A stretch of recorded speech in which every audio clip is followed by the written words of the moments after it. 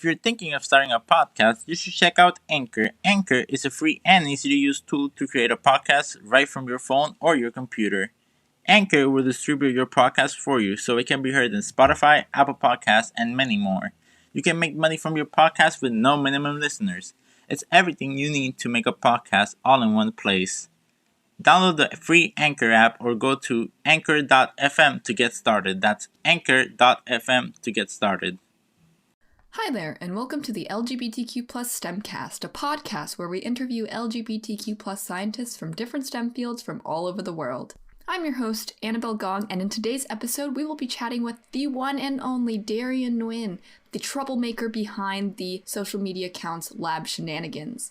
Join us today as we talk all things science communication, LGBTQ+, Asian representation, and so much more. I hope you enjoy. Hey Darrion, what's up?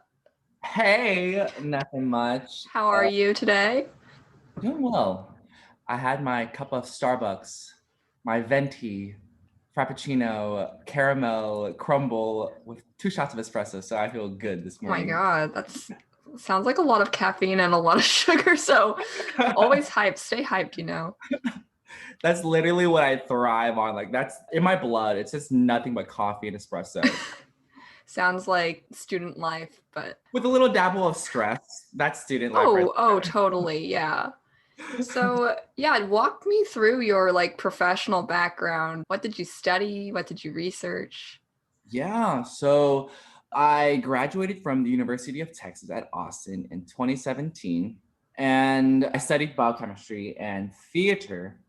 I actually entered UT as a chemistry major, but I fell in love with a lot of the concepts that I learned in my general biology class. So my second year, I switched over to biochemistry. And then I was involved in a play my sophomore year. And that's when I realized, oh, I miss theater. Should I double major in theater? Nah, at the time, I'm so embarrassed to say this, but at the time I was pre-med and I was pre-med, and my focus at the time was, okay, I don't have time to quote unquote play around, so I don't have time to double major in theater. Let me just focus on my science courses. Despite thinking that, I was still involved with a lot of theater organizations, and at the end of my sophomore year, I decided to add theater as my second major. But it was kind of a battle to get into that department because I had accumulated so many credits, and so theater advisor told me that I couldn't add theater as my second major because I wouldn't be able to graduate within 4 years. And UT had this strict policy on graduating within 4 years. So I petitioned and finally got into the department, and I don't know how, but I graduated within 4 years. And then within those 4 years, I was also heavily involved with research. Despite being a biochemistry major, I joined a neuroscience lab. At the time, this was like 2014, mental health was becoming huge and people were becoming more aware of it. And I was just very intrigued by the human brain. And so I was like, well, neuroscience. And the research project that I was focused on was about neuroplasticity and seeing how the brain heals itself after a traumatic injury. So we had these stroke-induced rat models where we would paralyze their dominant hands and then put them through this series of rehabilitative therapies. And we would see which rehabilitative therapy optimized the healing process. So I was involved with that research for 3 years.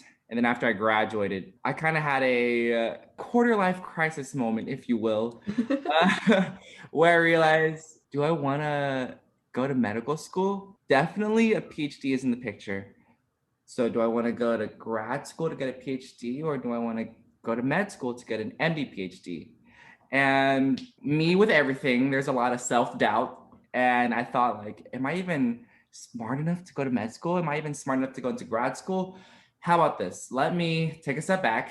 Let me gain more research experience because I didn't have any papers, my name on it. And so I thought my next step is to try to get a paper published and then apply to medical school or grad school.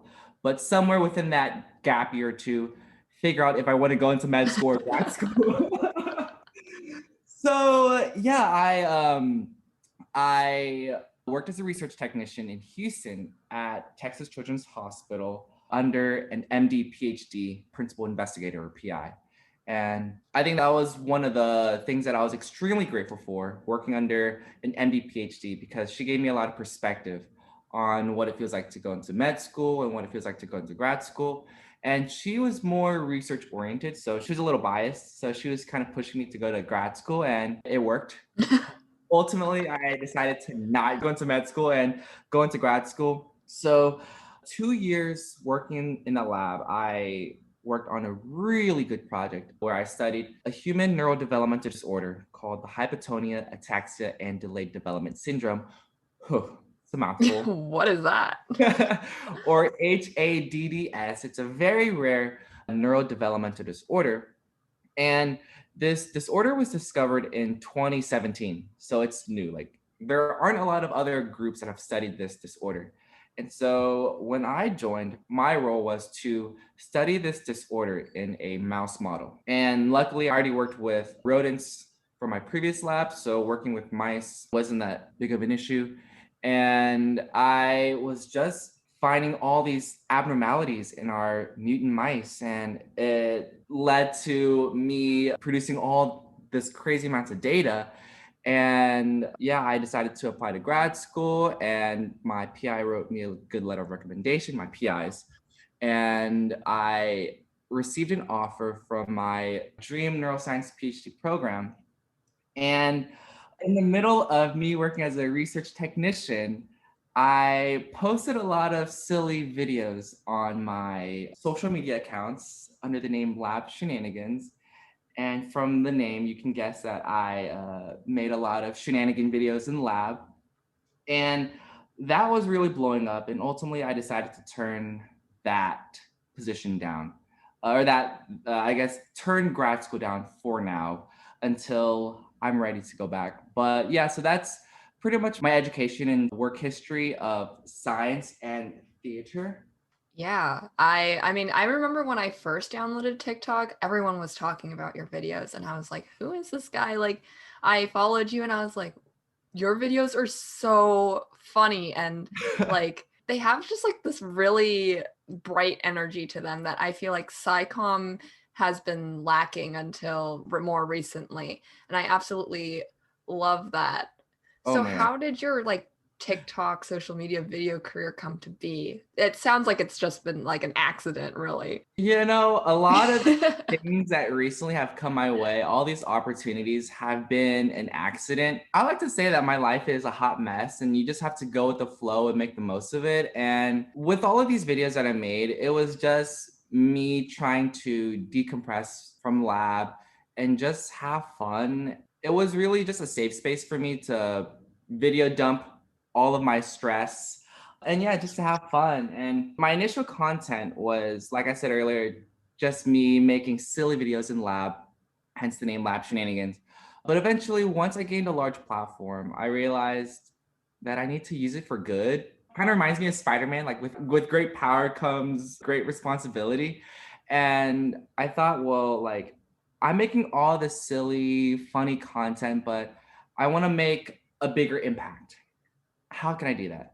Well, let me try leaning more educational content. But how am I going to do that? And at the time, this was like summer of 2019, when TikTok was just emerging. Well, actually, not emerging. It was changing from Musically to TikTok, and Oh, we know musically. yeah, it was crazy. And so, just like other content creators who were starting around that time, we didn't take TikTok seriously because it still had that musically residue. And so we just downloaded it as a joke, like, okay, let's see where this is going to take us. And I guess I'm glad I had that mentality, because it gave me free range to just explore and just play around and not really care about what people think, because I guess wasn't really self-conscious, but I was like, let me just kind of experiment with TikTok. And for those that don't know, TikTok is a social media platform where you make like 30-second videos, and there are all these different trends where you can dance. The more popular trends involve using a pop culture audio and lip syncing to the audio and applying that audio to a relatable situation or scenario. And when I joined, there wasn't a lot of science content. And so I thought, well, instead of applying these lyrics to a situation or scenario, let me try applying it to a biology or biochemistry concept. And the first video that I did that was, I guess, educational and science related was me using this audio clip from Dance Moms. And I don't remember the specific lines, but I remember there's a line in that audio where one of the moms said, "You were standing in a line in front of the door." And I thought, okay, standing in a line. What process involves standing in a line? Oh, metaphase, mitosis, when all the chromosomes line up. Let me do that. And I made that video as a joke. I didn't think too much about it.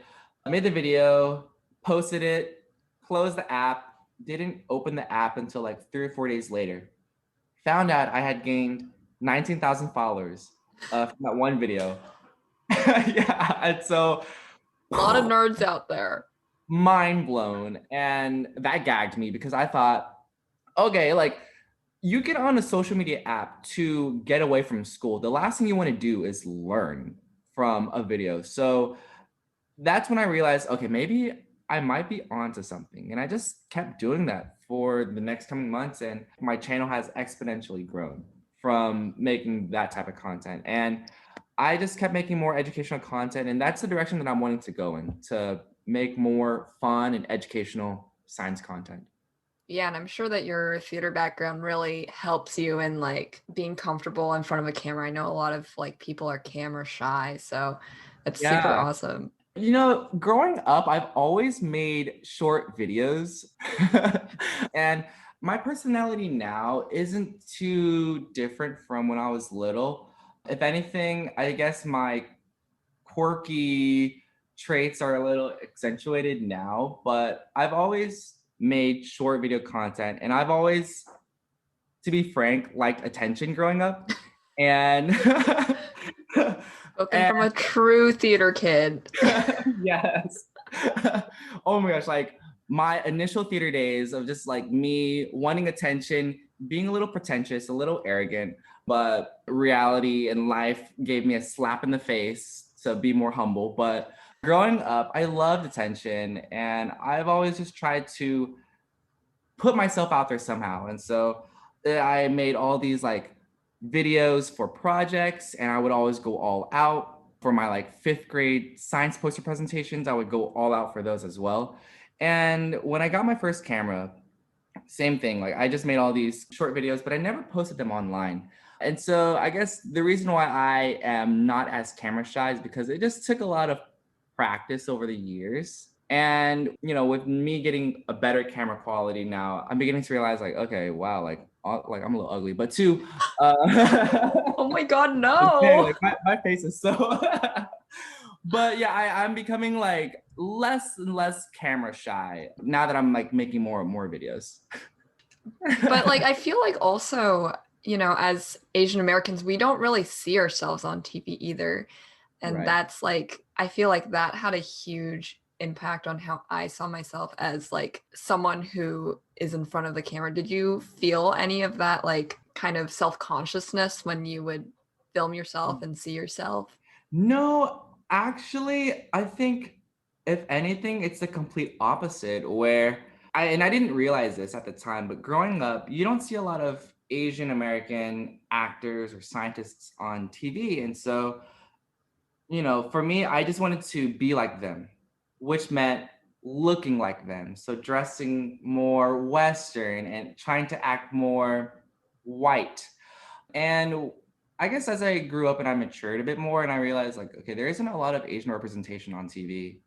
And now that I'm making my own content, I am more proud because I feel like I'm standing out and that for those that don't see other Asian American or just Asians on social media, like I am trying to represent our community. And so I never really thought twice. If anything, I feel proud producing all of my content and posting it up. But yeah, yeah. Yeah. Do you feel like there was a pressure for you while you were growing up to like pursue STEM, or do you still feel that pressure as like a science communicator in STEM being Asian? Because I know that there's like a huge stereotype surrounding that. Well, yes, my parents would kind of nudge us to go into STEM. And my older brother was wanting to become a nurse for a short period of time and then realized that he didn't like blood. And so when he went to college, he actually switched over to accounting, and now he's an accountant. And so I think because he switched over, there was kind of a higher pressure for me to go into STEM. But I ultimately decided to go into STEM not because of my parents. I have just innately always been interested in science and STEM. I've always been curious, not only with my own sexuality, but with just like life. And yeah, so even though there was this pressure from my parents to go into STEM, I actually got into it because of my own free will. I feel that way too. I was kind of the same way, even though I didn't really get that much pressure from like my family or anything. It always felt like there was some sort of like looming societal pressure to Yes. STEM as an Asian person. Do you think that K-pop, anime, and other East Asian culture has influenced this wave of East Asian American popularity? Ooh, yes. Okay. Yes. But I also think it's coupled with Asian fetishization.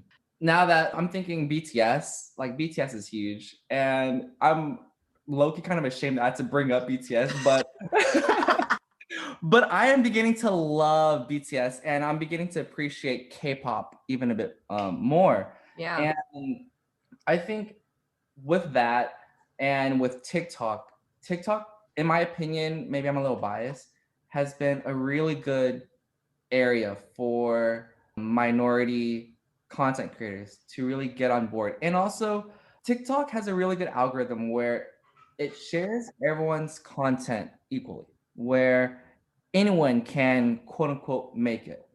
And so I think there has been a lot of Asian content creators since 2007, in my opinion. But Like Ryan Higa. but I think now they're becoming more visible because of platforms like TikTok and YouTube, now that YouTube's becoming even more popular.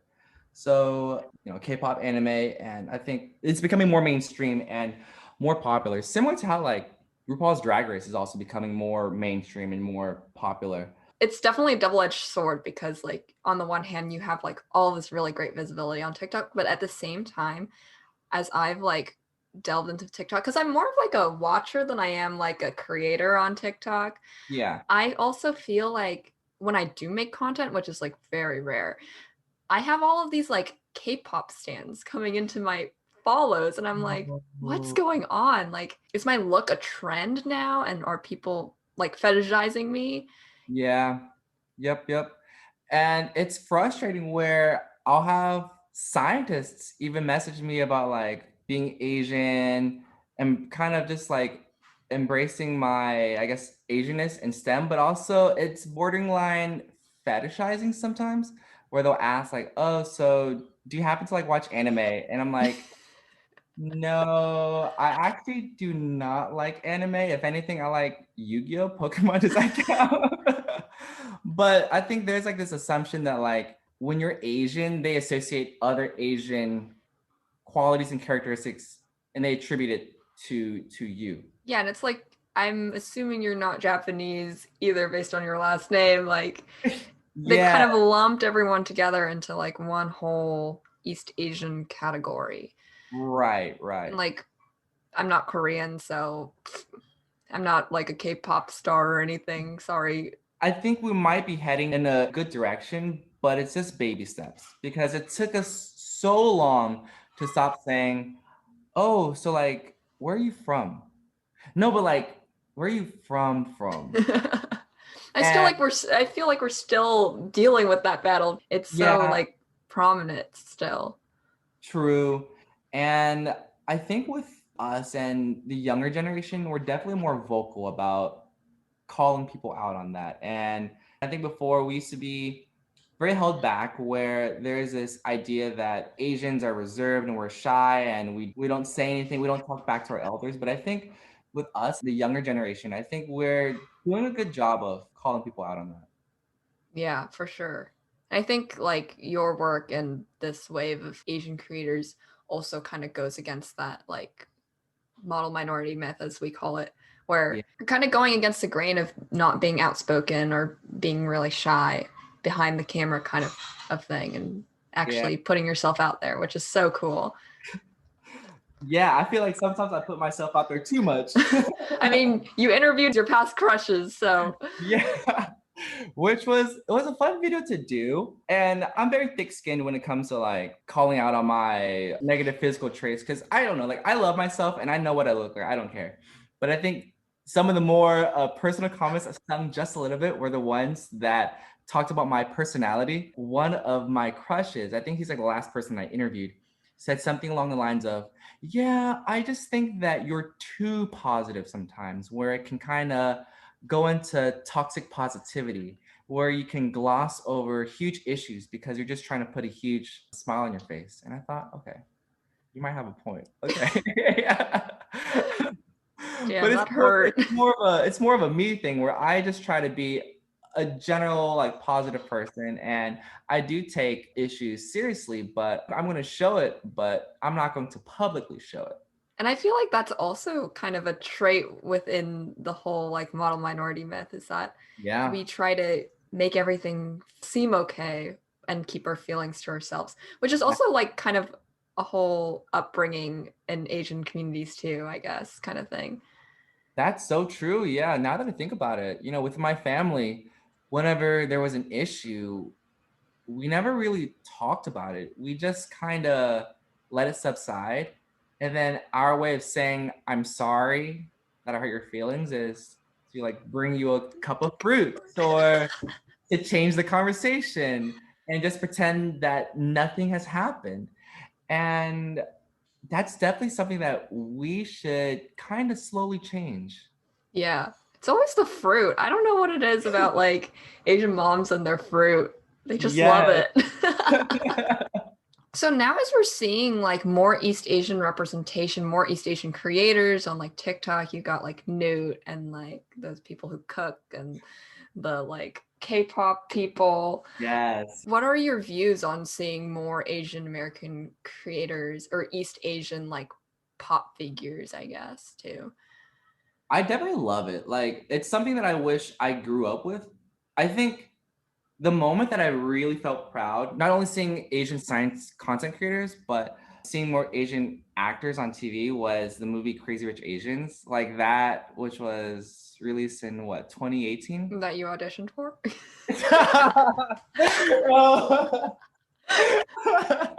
Yes. And so, okay, so I'm gonna backtrack.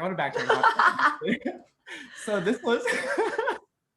this was my senior year in college, and I saw a post on Facebook. Actually, I didn't see it. My friends were tagging me in it. It was from the director. I forget who the director is, but I know he's directing In the Heights right now. Yeah. He posted this open casting call, and all my friends were just tagging me in it. Oh, they were like, Asian who does theater. Yes. And here's another gag. Within the theater department, there's like about 200 or so students, and there are only 2 Asian students, and I was one of them. The other Asian student was a dancer. Anyway, so my friends tagged me in this post, and all you have to do is go to the website, download one of the scripts, and perform it. It's about 3 minutes, and then you say an interesting fact about yourself, and then you post it on YouTube with this hashtag. Posted the video, and I legitimately thought that I was going to get casted. I don't know why. Like, there were thousands of people auditioning, and for some crazy reason, I thought maybe I might be that lucky person.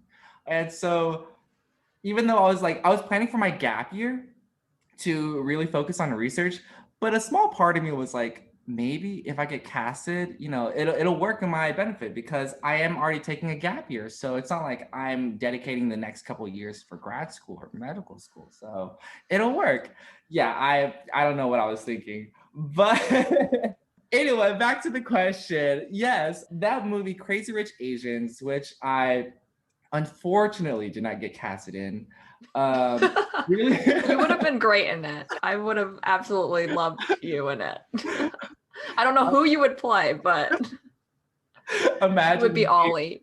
Imagine the game one. Nick. It's like, yes, Rachel, I love you, girl. I gotta show you to my family back in Singapore. It's like, I love you so much, Rachel. I've been in love with you. It's like the audience, like, sure, like, did they cast the right Nick? Because he seems a little. And for those that are not watching this video, I'm putting my wrist down. But yeah, that movie made me really appreciate and really like love myself even more and appreciate how there's more Asian representation in the media. And then after TikTok emerged, there was a real big push for inclusivity and diversity. And so I'm seeing more African American content creators, more Asian content creators.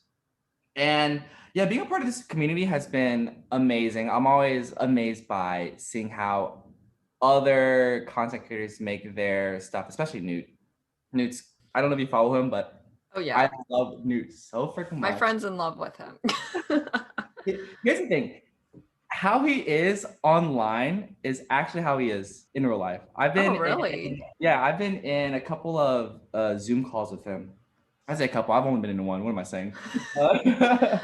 And he is just so naturally funny and I love him. Oh my gosh.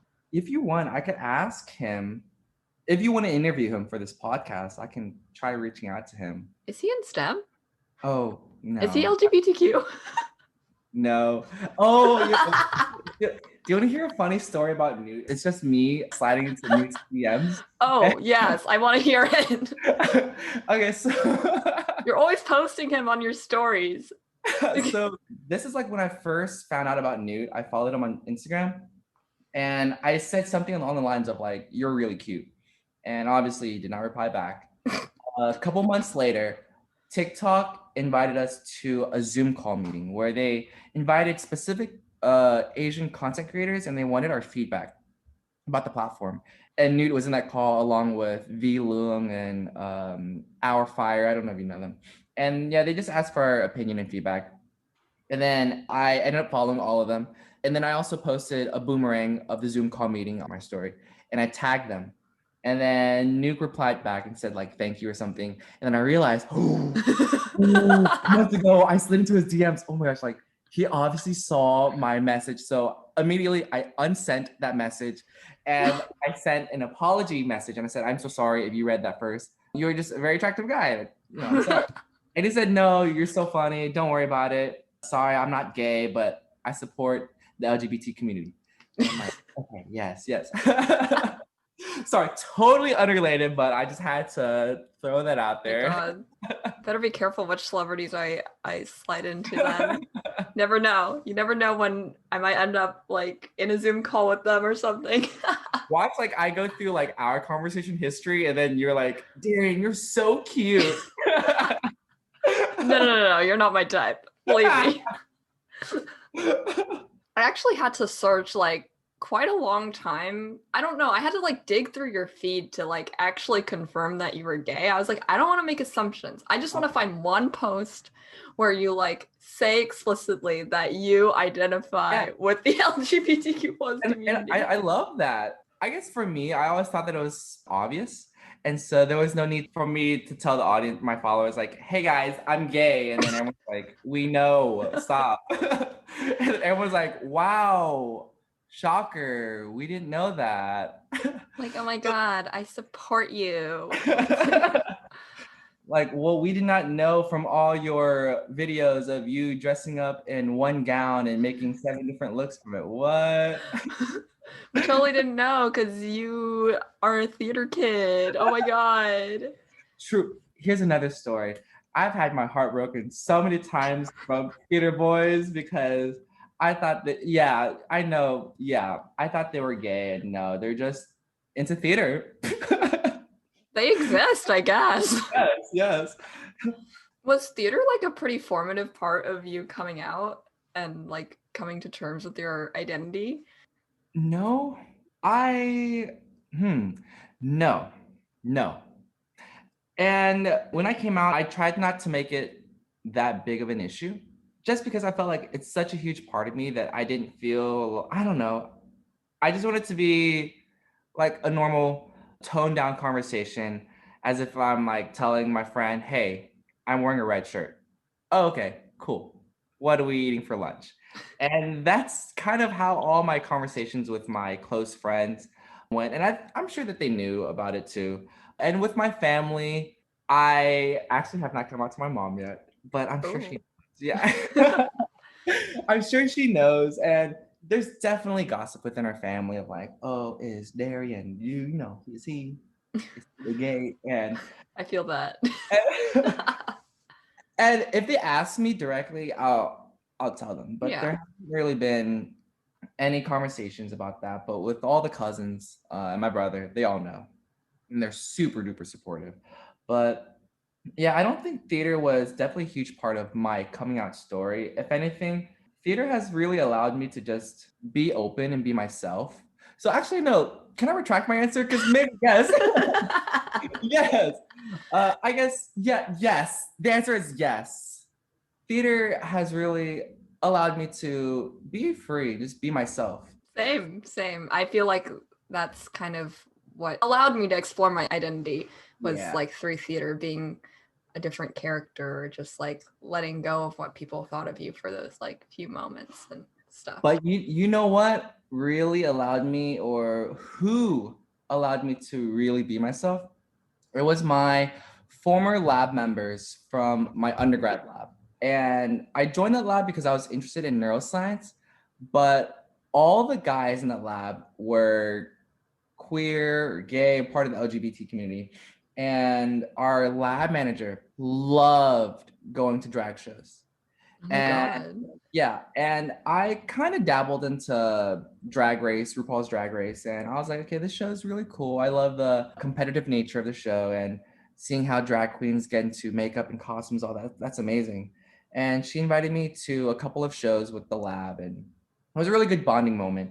And that's when I really loved drag. And that's when I was like completely open and super comfortable with myself. And eventually I got into drag myself. And oh my God. yeah, and I don't publicly talk about it, but my senior year, especially the summer after my senior year, I was involved with drag, and I would always dress up, always put myself in makeup. And my first drag name, which was really not good, was Dairy Queen, and, which is so unoriginal. And I was getting dragged by the other drag queens in the Austin area. So I switched my name from Dairy Queen to Miss Margaret Moon. And so my Miss Margaret, the lab manager, is based off of that drag persona. I don't know if you keep up with my Instagram stories, but I would always dress up every now and then, like put on a wig and put on this Brooklyn accent. I don't know why. Margaret has been smoking for 32 years, and she talks like this sometimes. And she always complains about the undergrads in the lab. I don't know why. And yeah, so that's where Miss Margaret, that's where that persona came from, because of me being super open and getting into drag and turning into Miss Margaret Moon. Oh my gosh. Wow. What a story. I love that. So are you vocal about your like LGBTQ plus advocacy on your like public platforms and stuff? Are you just an advocate in general, like on your social media platforms? Yeah, so I am wanting to, once again, trying to use my platform for good. And so I am trying to become more of an advocate, and especially on YouTube, where I do talk about a lot of papers and findings. And in one video where I interviewed my former crushes and asked them to list out all my attractive and unattractive qualities, I briefly spoke on the heteronormative perspective of research, where I hate it when research papers use the terms like masculine and feminine, because it's such a vague term and everyone defines masculinity and femininity differently. And it's obviously a societal construct. So I am trying to use my platform a little bit more. And just like with my more educational content, where I don't directly make educational content, I kind of put up this wall of like, okay, let me make this content entertaining, sprinkle some educational content, and hopefully make the viewer realize like, oh wow, this is funny, but wait, I think I learned something. And so I try to do that with my social media platforms too, where it's like, yeah, this is funny. Wait, I think I just learned more about like research and how it is very cis and very heteronormative. But yeah, I'm trying to be more vocal. I am a little bit more vocal on my Instagram stories and sometimes on Twitter, but that's another area that I'm really trying to focus in on. I feel like you did a really good job with that in your like Omegle video, just showing like what kind of discrimination you had. Yeah, so exactly. The video itself might seem funny, but it's also it was like an eye opener for other non-Asian and non-LGBT people to like realize, oh wow, like we do face some hardships, not only like in person, but also on the internet. More so on the internet because these kids think that they can get away and that there's really no repercussions when they say all these things and just like exit, but it's very damaging. And I just wanted to show people that in a very mildly fun type of way. Yeah, for sure.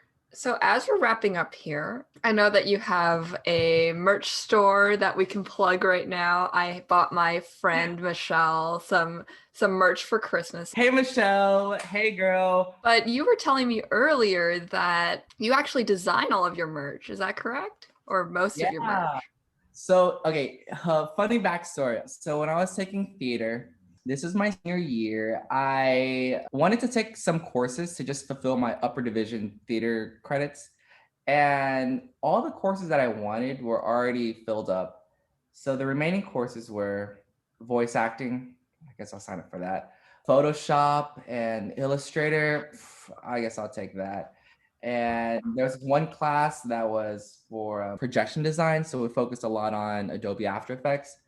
I was really not interested in these courses, but I needed to take them. And I took them and I actually fell in love with all these classes. And everything that I learned in my Photoshop and Illustrator courses have helped me a lot, especially with me making these merch designs. And yeah, I create 99% of the designs on the website. And it's all because of that class. If I did not take that class, I probably would spend a lot of time watching YouTube videos and getting frustrated. But yeah, so I learned a lot of things from those courses and a lot of my editing skills from that projection design class. So yeah. Very cool. And the merch is very cute. So be sure to check that out, listeners. I have a shirt. I'm on the website now. I'm apparently getting another piece of merch for my birthday. Not sure which one it is, but my friend was like, yeah, I'm thinking about it. And I'm like, oh, okay. Oh, it means a lot that you love the designs. So another thing that we talked about was just how like my social media started out kind of by accident because it was a dumping ground for all of my silly videos. My merchandise was also started out by accident and I really wasn't intending it to stay up for long, but I kept it up for a year and 2 months now. And I'm also trying to be more inclusive with the merch items on my website. And there aren't a lot of like LGBT science merch out there.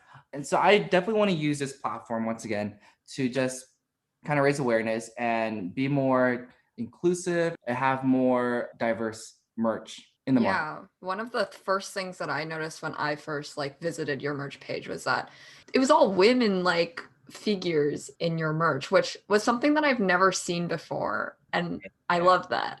Like you have like hijabi women pipetting. I think that's like super awesome. You have that Rosalind Franklin one, super cool. And I love this like sprinkle of activism in your merch store. So yeah, it just goes back to like when I try to do something, I don't tackle it like head on, but I do it kind of subconsciously, if that makes sense. Subliminal. That's the word I'm looking for. Subliminal. I was like sneaky. Submissive. I was like, that's not the right word. I got you. Well, I think that this basically concludes our interview. Did you have any like social media that you wanted to plug? Obviously, there's a ton of places to find you. So if you guys want to follow me, feel free to follow me at lab_shenanigans on Instagram, TikTok, Twitter, YouTube. On Facebook, it's actually lab_shenanigans because you can't add the underscore. I don't know why. So yeah, feel free to follow me, guys. Yeah, well, thank you so much, Darrion, for speaking with me today. I had such a fun time. Huge fan of your work in the SciComm world and your merch, obviously. Well, thank you so much. I love talking to you. You're so fun, Oh my and God. I had such a good time. Thank you. Stop it. And once again, folks, that was Darrion Nguyen. Thank you so much, Darrion, for speaking with me today, and thank you for listening. Don't forget to follow us on Twitter and Instagram at LGBTQ STEMcast or support us financially on our Patreon and Ko-fi. You can find the links to all of these on our linktree at linktr.ee/LGBTQ STEMcast. If you yourself are an LGBTQ plus identifying STEM professional, we want to hear from you too. Check out our pinned tweet to fill out our interest form if you want to be on our show. Once again, I want to thank you so much for listening, and we will see you on the STEMcast next week.